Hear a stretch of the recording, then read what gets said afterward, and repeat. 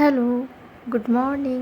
তো এখন বাজে সকাল 11:10-15 আর আমি চলে এসেছি শিয়ালদাতে।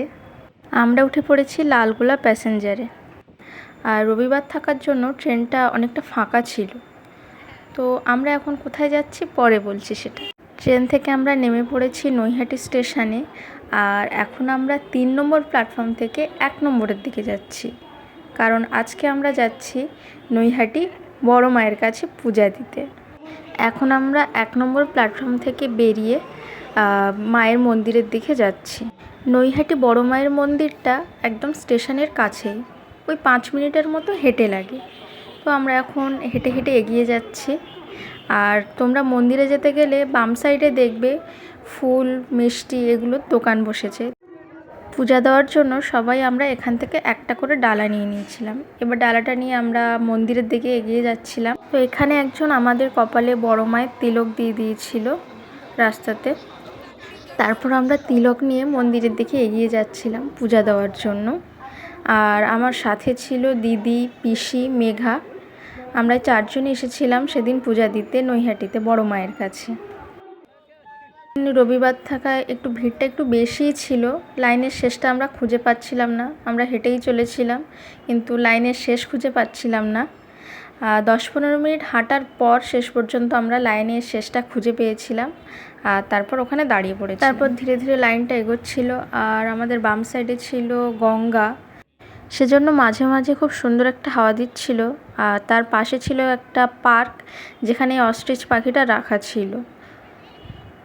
তো হাঁটতে হাঁটতে আমরা মন্দিরের অনেকটা কাছেই চলে এসেছি। ওই দেখতে পাচ্ছ ওই সাদা বিল্ডিংটা হচ্ছে মায়ের মন্দির। আর এই সাইডের এটা ছিল মায়ের মন্দিরের ঢোকার গেট, আর ওই সাইডটাতে ছিল মায়ের মন্দির থেকে বেরোনোর গেটটা। তো ফাইনালি আমরা ঢুকে পড়েছি মায়ের মন্দিরের ভেতর। কিন্তু এখানেও লাইনের ব্যবস্থা আছে। এখানেও স্টিলের একটা রো টাইপের করা আছে, তার মধ্যে দিয়ে লাইন দিতে হচ্ছে। তো দেখতে পাচ্ছ এর মধ্যেও অনেকটা লাইন আছে, বোঝা যাচ্ছে না অতটা। তো ফাইনালি আমরা মায়ের গেটের সামনে এসেছি, একদম মেন গেটটার সামনে দাঁড়িয়ে আছি। আর এখন আমরা ভেতরে ঢুকে পড়েছি।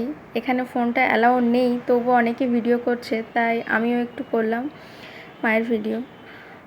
তো দেখতে পাচ্ছ সবাই মাথার উপরে পূজার ডালাটা নিয়ে গেছে, এগিয়ে গেছে মায়ের দিকে পূজা দেওয়ার জন্য। আর ওখানে ব্রাহ্মণরা ওটা নিয়ে তোমার গোত্র আর নাম নিয়ে ওখানটায় পূজা দিয়ে দিচ্ছে।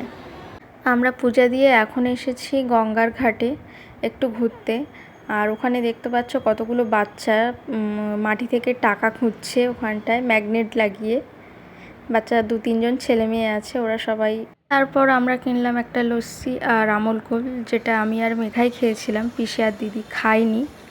দেন চলে এসেছি এখানে একটু শশা মাখা খেতে, সাথে পেয়ারা মাখাও খেয়েছিলাম। শশা মাখাটাই ফার্স্ট টাইম ট্রাই করব, দেখি কেমন লাগে। আর বেশ অন্যভাবেই মাখছিল, বেশ মশলা ফসলা দিয়ে। আর সাথে আমরা পেয়ারা মাখাও নিয়েছিলাম,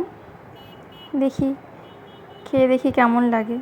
তো ফাইনালি শশা মাখাটা চলে এসেছে আমাদের হাতে, আর এটা দেখতে খুবই লোভনীয় ছিল। তো চলো খাওয়া যাক। দেখা হচ্ছে নেক্সট ব্লগে।